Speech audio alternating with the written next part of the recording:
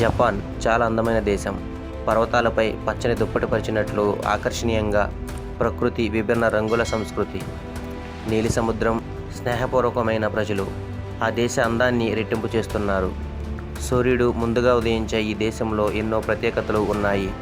వాటిలో ముఖ్యంగా ఇక్కడ నివసించే ప్రజలకు వయసు అసలు కనిపించదు. ఎప్పుడైనా మీరు జపాన్ వెళ్తే గమనించండి, 50 ఏళ్ళు మహిళ కూడా 30 ఏళ్ల యువతలా కనిపిస్తుంది. ఈ వ్యత్యాసం మహిళల్లోనే కాదు, పురుషుల్లోనూ కనిపిస్తుంది. అందం కోసం వారేదో ప్రత్యేకమైన చికిత్స తీసుకుంటున్నారని అనుకుంటే పొరబడినట్లే. మరి వారు అంత అందంగా ఉండడానికి కారణాలేంటి? వయసు పెరిగినా ఎలా మేనేజ్ చేసుకుంటున్నారు? ఇలాంటి విషయాలను ఇప్పుడు మనం తెలుసుకుందాం. ఫ్రెండ్స్, ఇప్పటి వరకు మన ఛానల్ని సబ్స్క్రైబ్ చేసుకోకపోతే సబ్స్క్రైబ్ చేయండి. సబ్స్క్రైబ్ చేసి నోటిఫికేషన్ ఆన్లో ఉంచుకోండి. ఇటువంటి ఇంట్రెస్టింగ్ వీడియోలు నేను ఎప్పుడు పోస్ట్ చేసినా మీకు ముందుగానే వస్తాయి.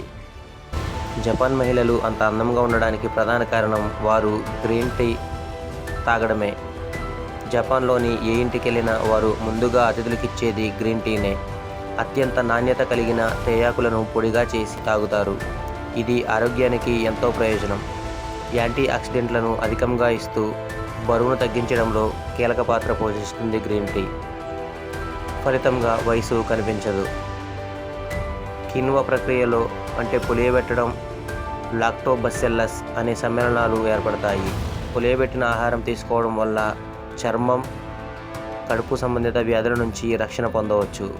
గరిష్ట పరిమాణంలో తీసుకుంటే మంచి ఫలితం ఉంటుంది. ఇతర ఆహారాల కంటే ఈ ఫుడ్లో ఎక్కువ పోషకాలు, ఖనిజాలు, ప్రోటీన్లు ఉంటాయి. పులియబెట్టిన ఆహారం సహజ పోషకాలకు సంరక్షిస్తుంది. అంతేకాకుండా తగినన్ని ఎంజైమ్లు, కొవ్వు ఆమ్లాలను సృష్టిస్తుంది. జీర్ణక్రియను సక్రమంగా ఉంచడం ద్వారా ఈ ఆహారాలు బరువు తగ్గిస్తాయి.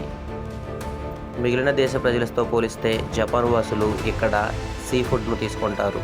ఫలితంగా ఆరోగ్య సమస్యలను తగ్గించుకోవచ్చు. ముఖ్యంగా ఊబకాయం, ఉబ్బరం, కొలెస్ట్రాల్ లాంటి సమస్యలు తగ్గుతాయి. చేపలను ఆహారంలో భాగంగా తీసుకోవడం వల్ల ఎన్నో ప్రయోజనాలు ఉన్నాయి. వీటి వల్ల అనేక ప్రోటీన్లు శరీరానికి లభిస్తాయి.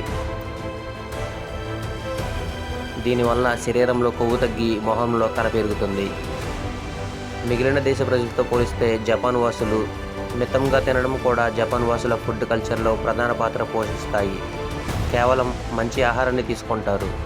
వీరు రైస్ను చిన్న గిన్నెల్లో తింటారు. అందువల్ల కొద్ది ఆహారం కూడా ఎక్కువగా కనిపిస్తుంది. అంతేకాకుండా వీరు చెంచాలకు బదులు చాప్ స్టిక్స్ను ఉపయోగిస్తారు. దీనివల్ల నెమ్మదిగా నమలడం అలవాటవుతుంది. ఫలితంగా జీర్ణక్రియ సరిగ్గా ఉండి బరువు కూడా తగ్గుతుంది.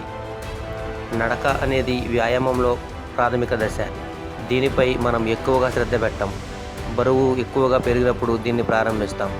అయితే జపాన్ ప్రజలు మాత్రం ఈ విషయాన్ని మొదటి నుంచి అనుసరిస్తారు. నడవడంతో పాటు సైక్లింగ్ కూడా ప్రజలు ఇష్టపడతారు. ఇది మరో మంచి వ్యాయామం.